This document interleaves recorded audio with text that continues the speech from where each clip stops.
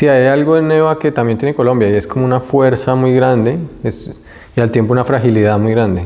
EVA es una jovencita de ciudad de clase media alta que se ha pasado su vida en la fiesta y un poco se la ha llevado la fiesta, como que ha perdido el control y está muy metida como en drogas fuertes y en alcohol y como que se ha perdido a ella misma, no sabe muy bien para dónde va.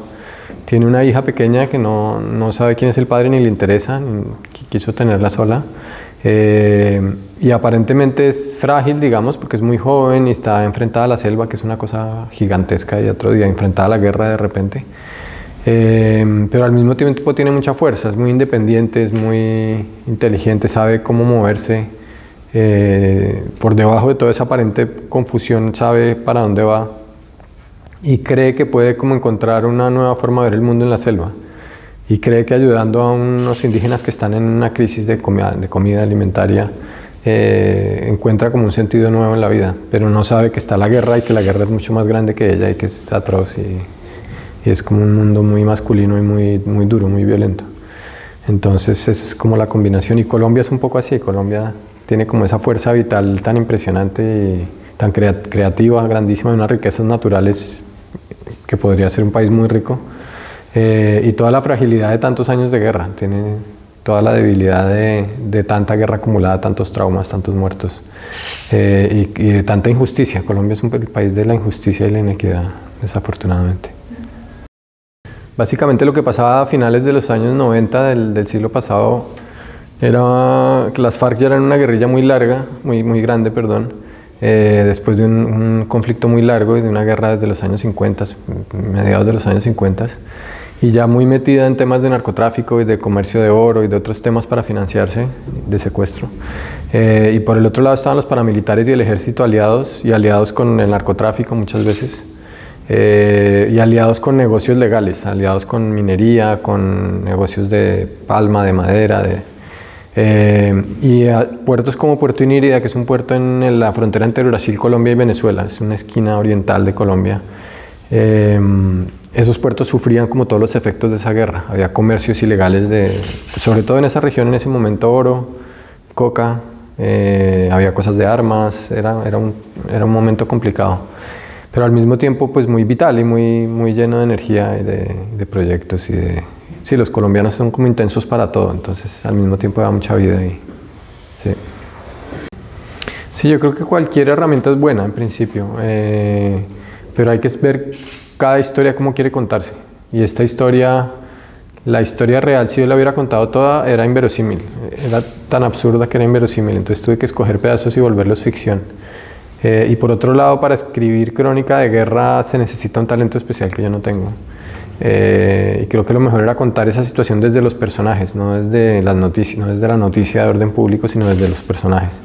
Sí, cuando tú lees en las noticias una lista de muertos o un atentado y te dicen cuánta dinamita, cuánto lo que sucedió, al final eso es muy artificial, es muy raro, no es... Leyendo una noticia de esas uno no tiene un sentido de la realidad de lo que pasó. Yo creo que es más a través de los personajes reales. Como tuve la fortuna de vivir en Puerto Inírida, conocí personajes a partir de los cuales podía construir una ficción y tratar de hacerlo de la forma más, digamos, haciendo un zoom de lo más cerrado posible, como acercándome lo más que podía a los personajes y a su forma de comportarse.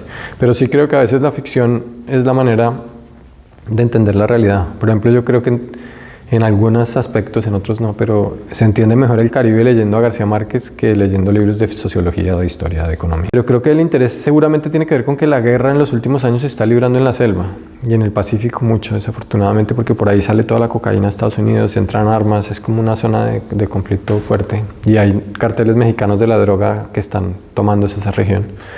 Entonces creo que tiene que ver con que ahí pasa el conflicto y también la selva como material para la ficción es muy buena porque son pequeñas comunidades aisladas en la mitad de esa naturaleza. Es como que puedes coger tipos humanos concentrados en un solo lugar y muchas veces gente de ciudad que llega allá buscando, no sé, en crisis existenciales o económicas o lo que sea, y llegan a la selva como buscando algo y se crean unas sociedades raras que no son del todo colombianas, como unas sociedades a veces en donde más horizontales,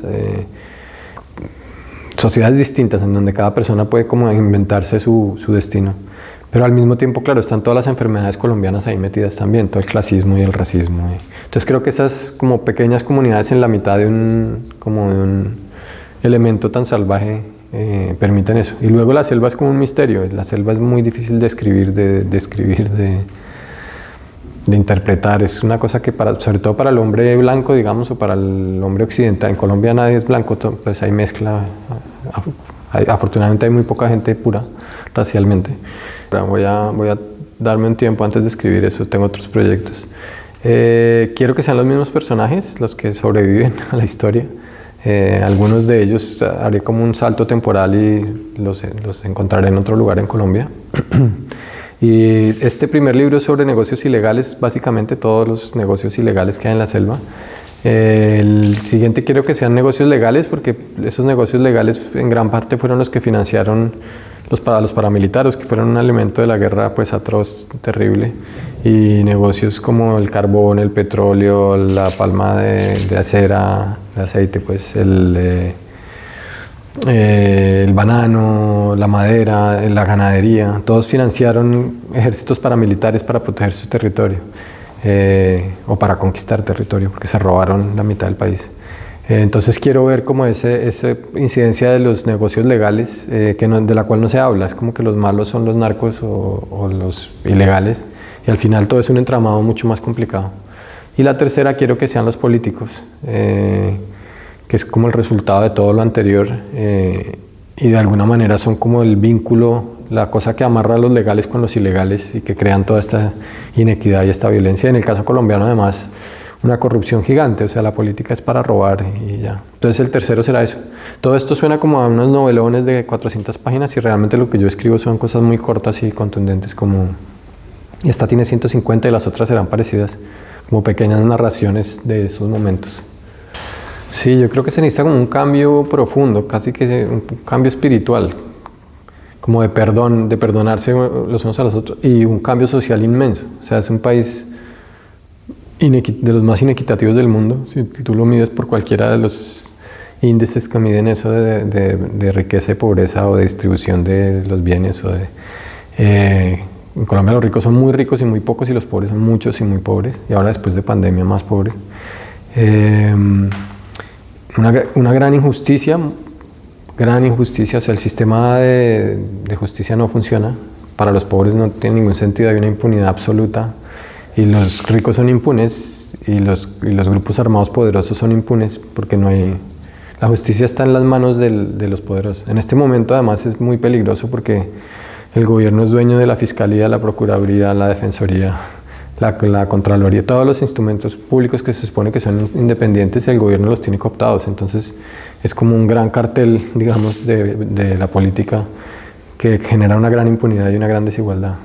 Y hay un tercer elemento ahí grave, que es el narcotráfico, que es el hecho de que las drogas sean ilegales, produce unas fortunas inmensas muy rápido y hace que esta gente que no tiene oportunidades, que es la inmensa mayoría del país, que no tiene justicia, no tiene oportunidades, sabe que su vida, la vida de sus hijos va a ser igual o peor que la suya. De repente saben que pueden hacer una gran fortuna con el narcotráfico, pues es un detonante clarísimo. Y lo que produce esto es más violencia y más violencia. Además porque los actores, o sea, la gente que está ahí metida es hija de otra violencia de los años 80, que son hijos de los años 50 de otra violencia política.